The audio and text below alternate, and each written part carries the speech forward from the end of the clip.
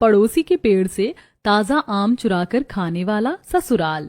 गर्मियों की तपती दोपहर है। गांव के बाहरी इलाके में एक घना आम का बगीचा है जहां पेड़ों पर रसीले आम लटक रहे हैं। 3 लड़कियां दबे पांव बगीचे में घुस जाती हैं। इसमें सबसे आगे आराधना है। वो फुर्ती से पेड़ पर चढ़ती है और कुछ बड़े बड़े आम तोड़कर नीचे फेंकती है। तभी रीना कहती है, अरे आराधना जल्दी कर यार, अगर यहाँ का मालिक आ गया तो बड़ी मुसीबत हो जाएगी। मेरी तो धड़कनें तेज हो रही हैं। हाँ आराधना, रीना सही कह रही है। सुना है यहाँ का मालिक बहुत गुस्सैल है। पिछले हफ्ते ही उसने किसी को डंडे से पीटा था। अब चल यहाँ से। अरे तुम दोनों इतनी डरपोक क्यों हो? अभी तो मैंने सिर्फ 4 आम तोड़े हैं। कम से कम 10 तो होने दो। आने दो मालिक को, देख लेंगे उसे भी। तुम बस नीचे झोला तैयार रखो। ऐसा कहकर आराधना और आम तोड़ती है, फिर नीचे उतरती है और तीनों वहीं पेड़ की छांव में बैठकर आम चूसने लगती हैं। तभी झाड़ियों के पीछे से एक भारी आवाज गूंजती है। बगीचे का मालिक हाथ में मोटा डंडा लिए वहां आ धमकता है। रीना और पूजा थर थर कांपने लगती हैं, लेकिन आराधना शांत भाव से आम खाती रहती है।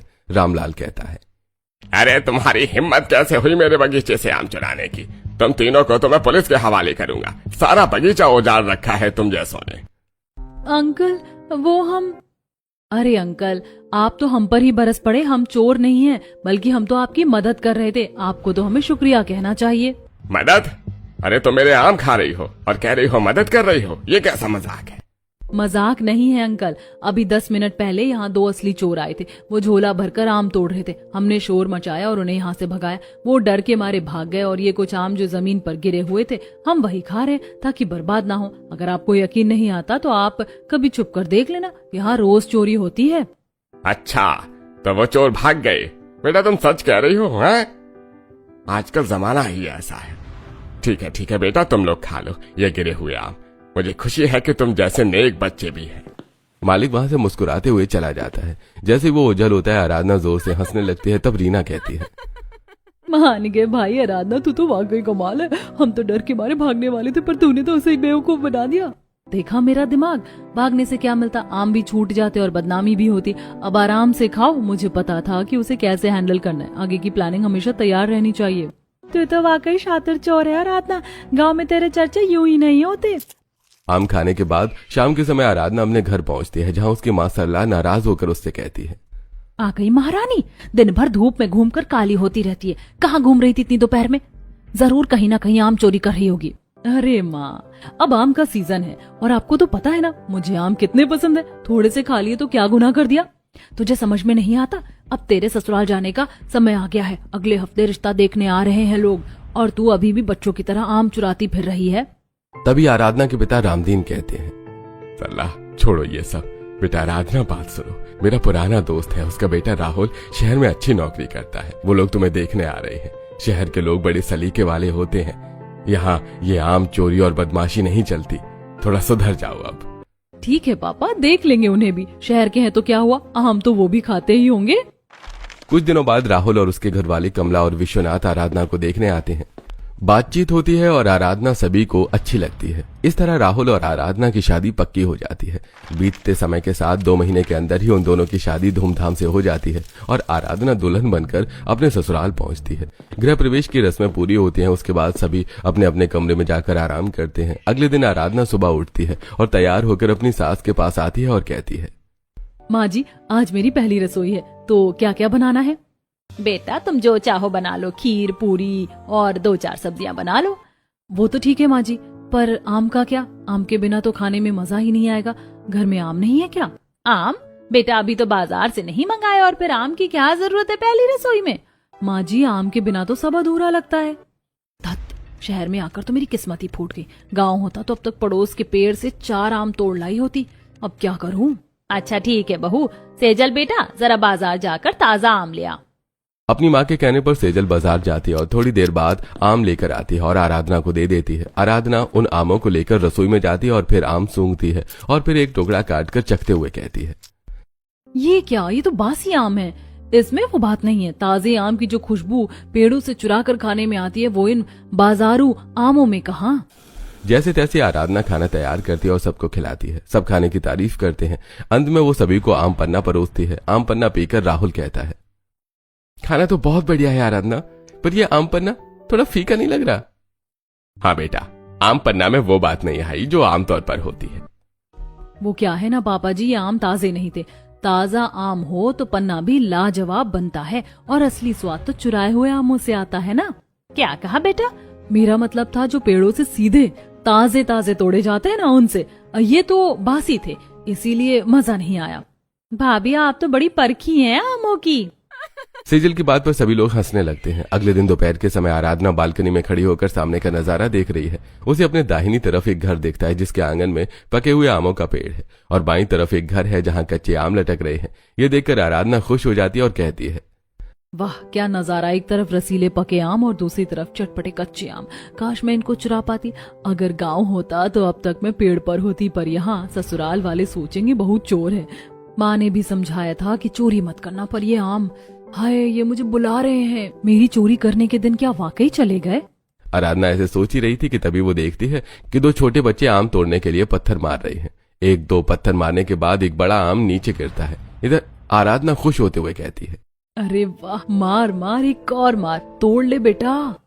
तभी खिड़की से श्रीमती खन्ना की आवाज आती है, भागो यहाँ से बदतमीज बच्चों, रोज मेरे आम तोड़ने आ जाते हो। रुक जाओ, अभी तुम्हारे माँ बाप से कहती हूँ। श्रीमती खन्ना के चिल्लाने पर बच्चे भाग जाते हैं। ये देखकर आराधना मन ही मन सोचती है, अरे रे, ये आम के मालिक लोग भी कितने खड़ूस होते हैं, बेचारे बच्चों को आम खाने ही नहीं दिया। ये सोचते हुए आराधना अंदर आ जाती है। वो हॉल में जाती है और किचन में भी देखती है, लेकिन उसे कोई दिखाई नहीं देता। तो वो मन ही मन में सोचती है, अरे कहाँ चले गए सभी लोग, दिखाई क्यों नहीं दे रहे हैं? ऐसा सोचते हुए वो पहले हॉल में देखती है, फिर किचन में देखती है, लेकिन उसे कोई नहीं दिखाई देता। तब वो सेजल के कमरे में झांकती है। उसे फुसफुसाने की आवाज आती है। वो वहीं दरवाजे के पीछे खड़ी होकर सुनने लगती है, देखो जी, वो मिसेस खन्ना के पेड़ के आम तो एकदम पक गए हैं, कब से मेरी नजर उन पर है, पर वो बुढ़िया तो 24 घंटे खिड़की पर बैठी रहती है। हाँ कमला, मैंने भी देखा। एक बार हाथ लग जाए तो मजा आ जाए। ऐसा करते हैं, दोपहर में जब वो सोती है तब मैं डंडा लेकर पीछे से जाऊंगा और जल्दी जल्दी आम गिरा दूंगा। तुम और सेजल समेट कर भाग जाना। हाँ पापा, ये सही रहेगा।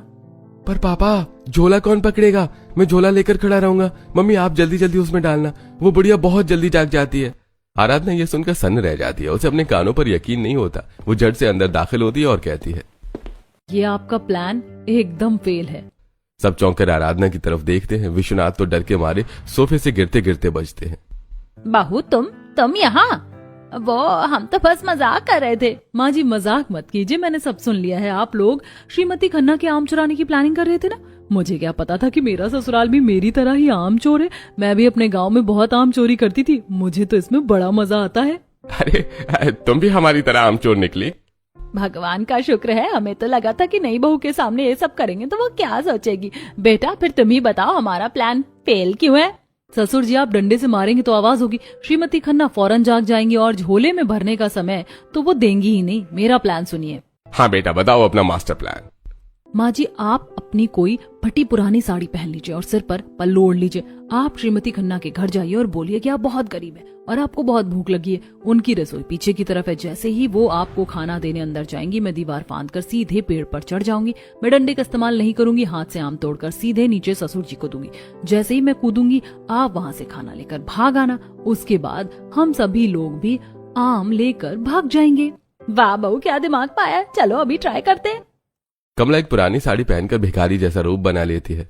सब श्रीमती खन्ना के घर के पास पहुंचते हैं। उसके बाद कमला मिसेस खन्ना के दरवाजे पर पहुंचती हैं और कहती हैं, अरे माँ जी जरा थोड़ा खाना दे दो, बड़ी भूख लगी, 2 दिन से कुछ नहीं खाया। कमला की आवाज सुनकर मिसेस खन्ना बाहर आती हैं और कहती हैं, कौन हो तुम? पहचान ही नहीं लग रही। मैं तो बहुत दूर से आई हूँ माँ जी, बस थोड़ा खाना दे दीजिए, बड़ी मेहरबानी होगी। दे रही हैं कि मैं जाऊं? अरे इतनी चिढ़ क्यों रही हो, लाती हूँ रुको।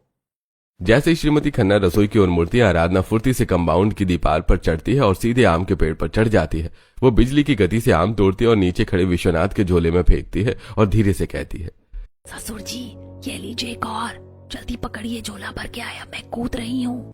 आराधना जैसे ही नीचे कूदती है, धप की आवाज आती है। इधर मिसेस खन्ना जो भिखारिन को खाना दे रही थी, वो दौड़ते हुए आम के पेड़ के पास आती हैं और कहती हैं, कौन है? आम के पेड़ से कौन कूदा?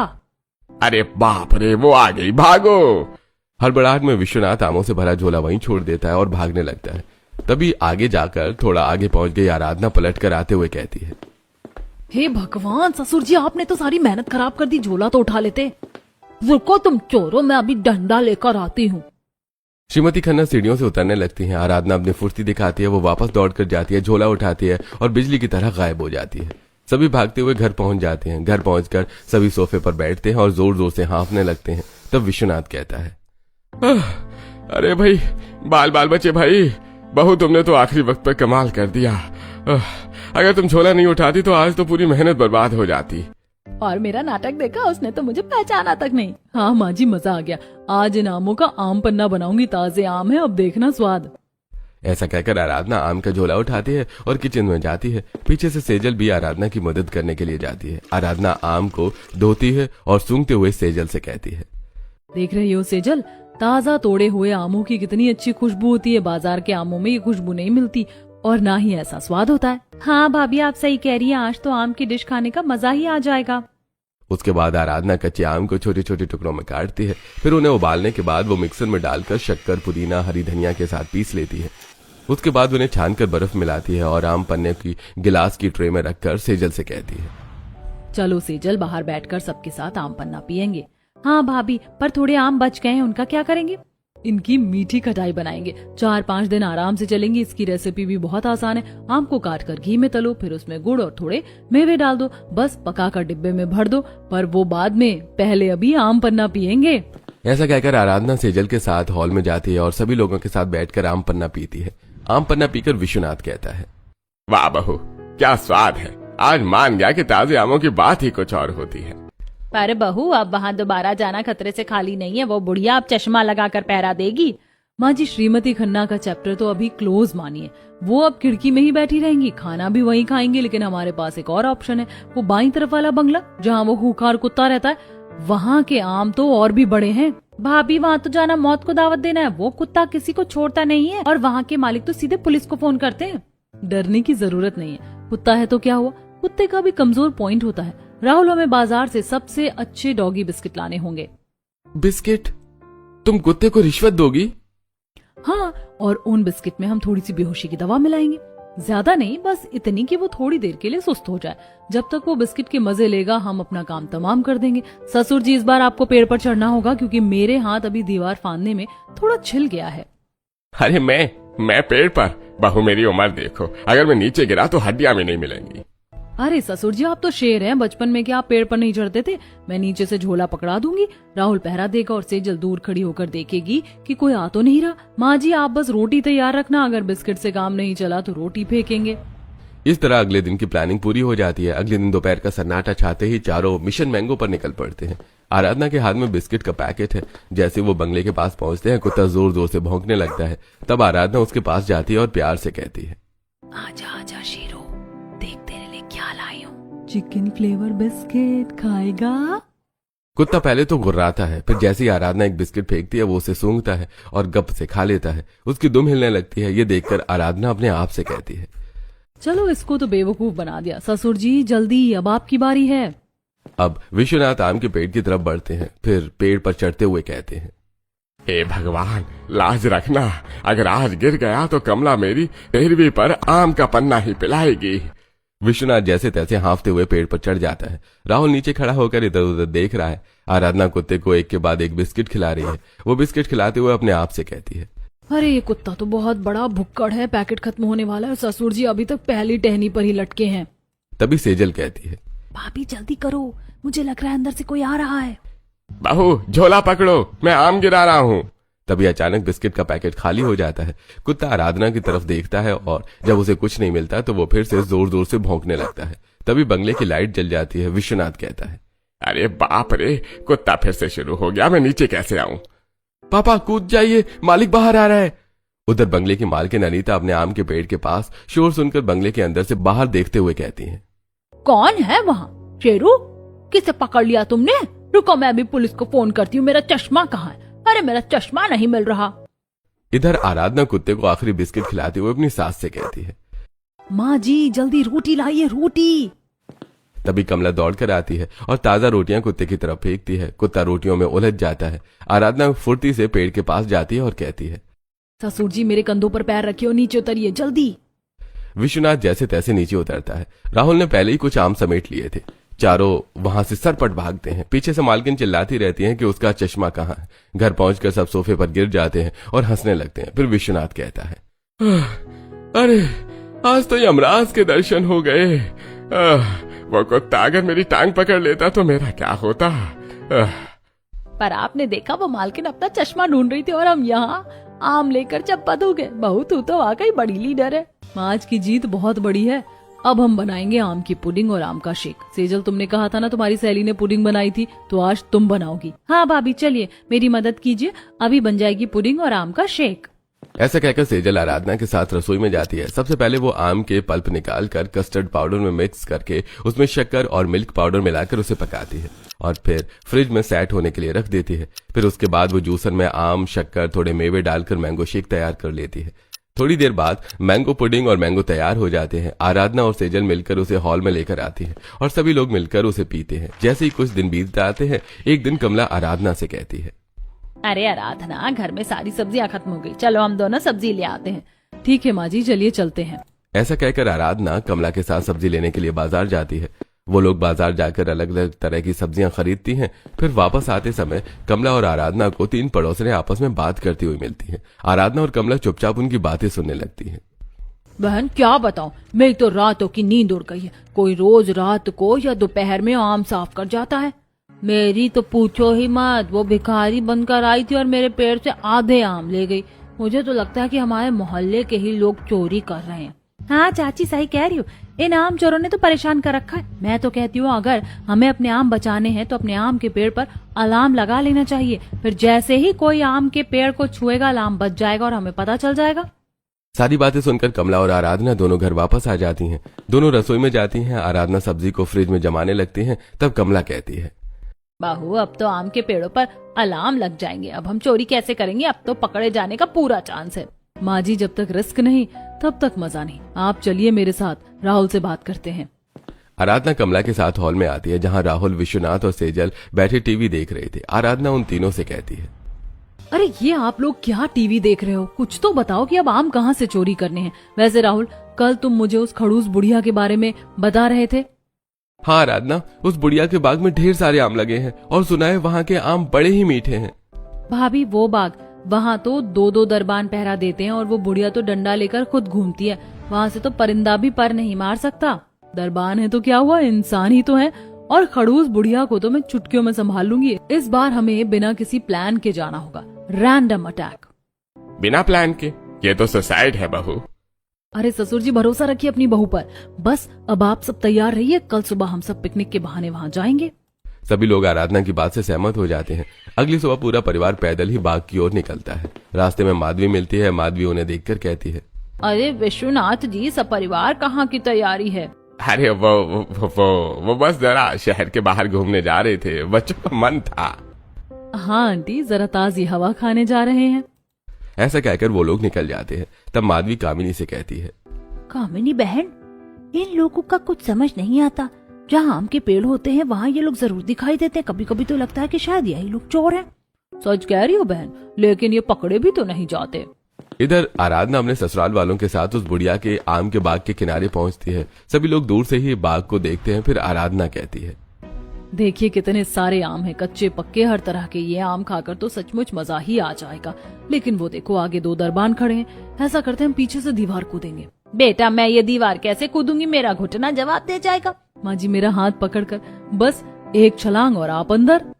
अब सभी लोग पीछे की दीवार कूद के बाग में पहुंच जाते हैं और आराधना कमला को दीवार पार कराती है। पूरा परिवार बाग के अंदर पहुंच जाता है। तभी आराधना पेड़ पर चढ़ जाती है और कुछ आम तोड़कर नीचे फेंकती है, जो उसके परिवार वाले खाते हैं, और खुद भी वो पेड़ पर बैठकर आम खाने लगती है। तभी विश्वनाथ आराधना से कहता है, बहू क्या कर रही हो? पहले तोड़ के झोले में भरो और घर चलो, वरना पकड़े जाएंगे।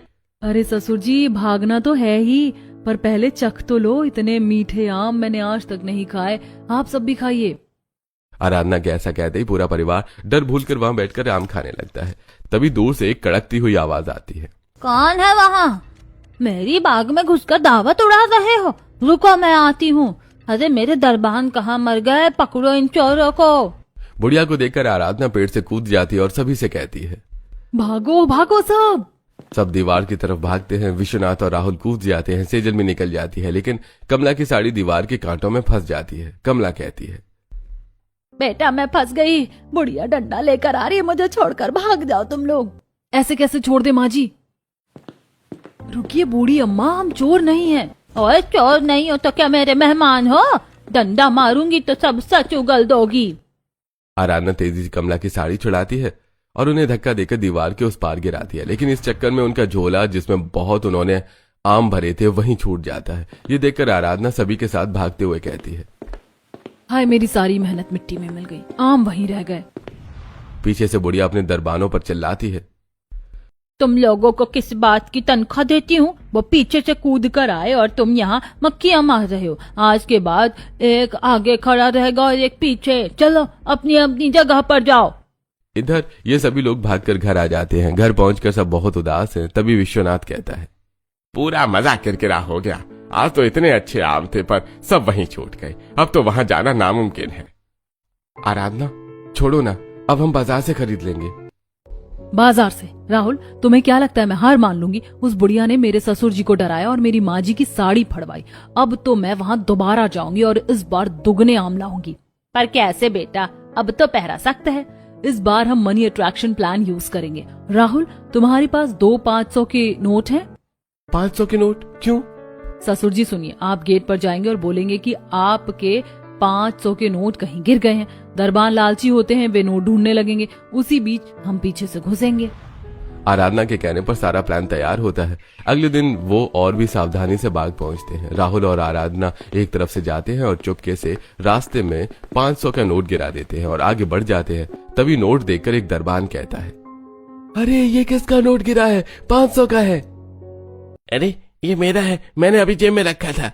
दोनों दरबान नोट के चक्कर में झगड़ने लगते हैं। विश्वनाथ जी भी वहां पहुंच जाते हैं। अरे ओ भाई साहब, मेरा 500 का नोट यहाँ गिरा था, आपने देखा है क्या?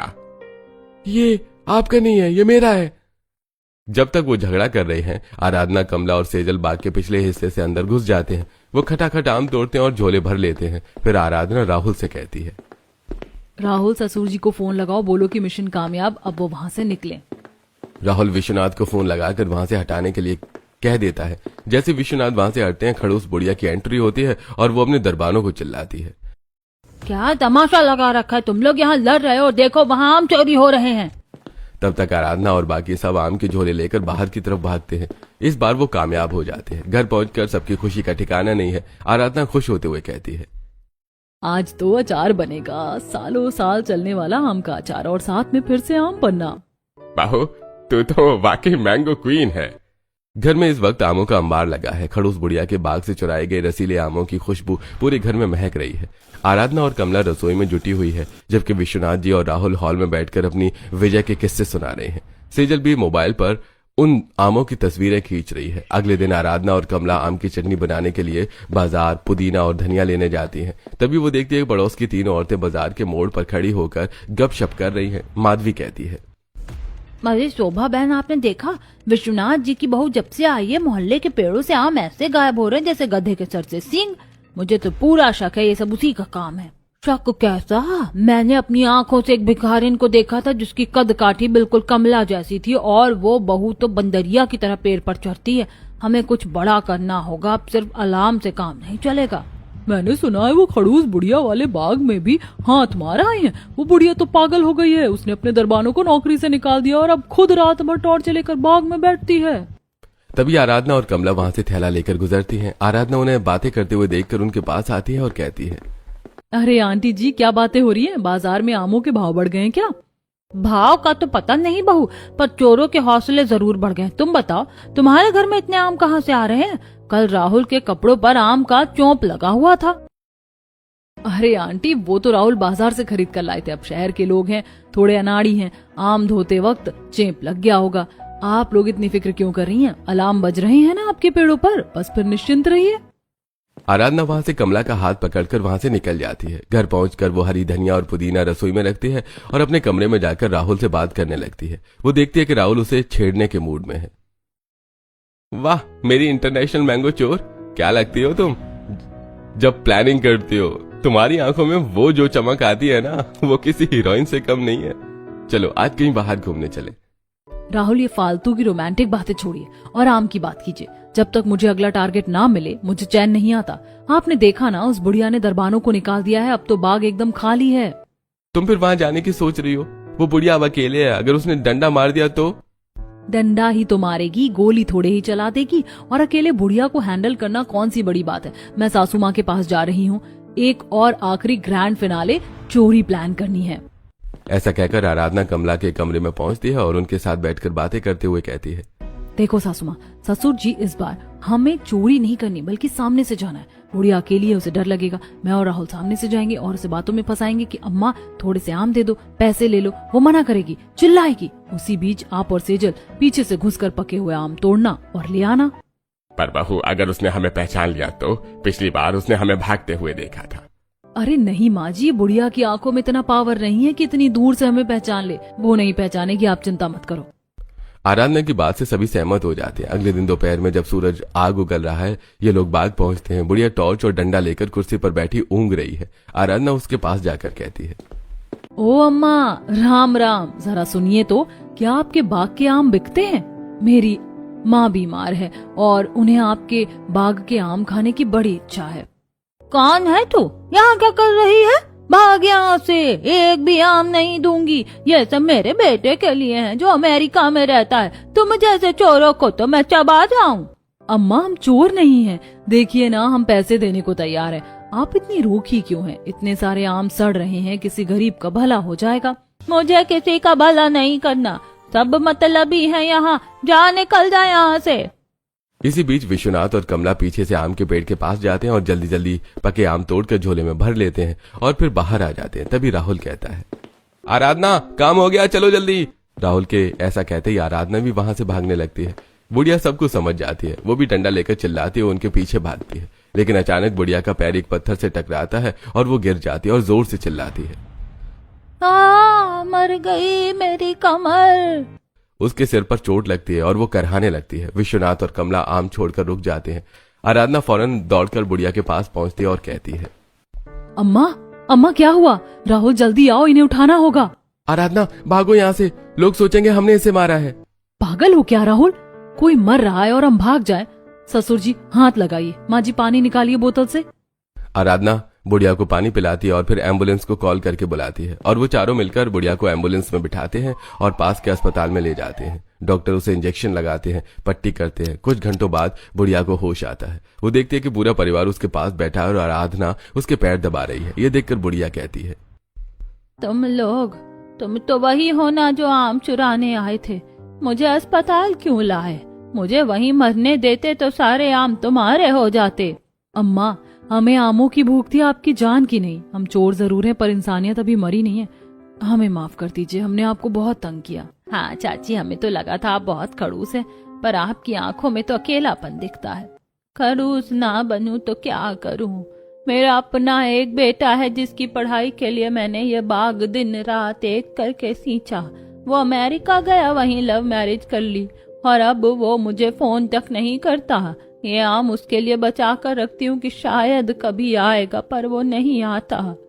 लोग मुझसे सिर्फ मतलब के लिए जुड़ते हैं, इसीलिए मैं किसी को आम नहीं देती। अम्मा, आज से आप अकेली नहीं है, हम सब आपका परिवार है। आम तो बहाना था, शायद भगवान को हमें आपसे मिलाना था। ये सुनकर बुढ़िया बहुत खुश हो जाती है। पूरा परिवार मिलकर बुढ़िया का ख्याल रखता है। एक हफ्ते बाद बुढ़िया बिल्कुल ठीक हो जाती है। आराधना और उसका परिवार बुढ़िया को अपने घर लाता है। थोड़ी देर बाद आराधना किचन से बाहर आती है और बुढ़िया से कहती है, अम्मा, आज मैंने आम की 5 डिश बनाई है। आम पन्ना, मीठी खटाई, आम की पुडिंग, आम शेक और ताजा आम का अचार। और ये सब आपके बाग के आमों से बने हैं अम्मा? बेटा, मेरे बाग तेरे ही हैं। जितना चाहे आम तोड़, जितनी चाहे चोरियां कर। मुझे तो मेरा परिवार मिल गया, अब इन आमों का मैं क्या करूंगी? तो अब से हमें दीवार कूदने की जरूरत नहीं। जरूरत तो नहीं है सेजल, पर वो जो खिड़की वाली खन्ना आंटी है ना, उनके पेड़ पर कल एक बहुत बड़ा आम देखा मैंने। क्या कहती है माँ जी, एक आखिरी बार? पूरा घर ठाकों से गूंज उठता है। अब मोहल्ले में चोरियों का डर नहीं बल्कि प्यार और आमों की खुशबू फैली हुई है। आराधना ने साबित कर दिया है कि एक शातिर दिमाग अगर सही जगह लगे तो नफरत की दीवारें भी गिरा सकता है।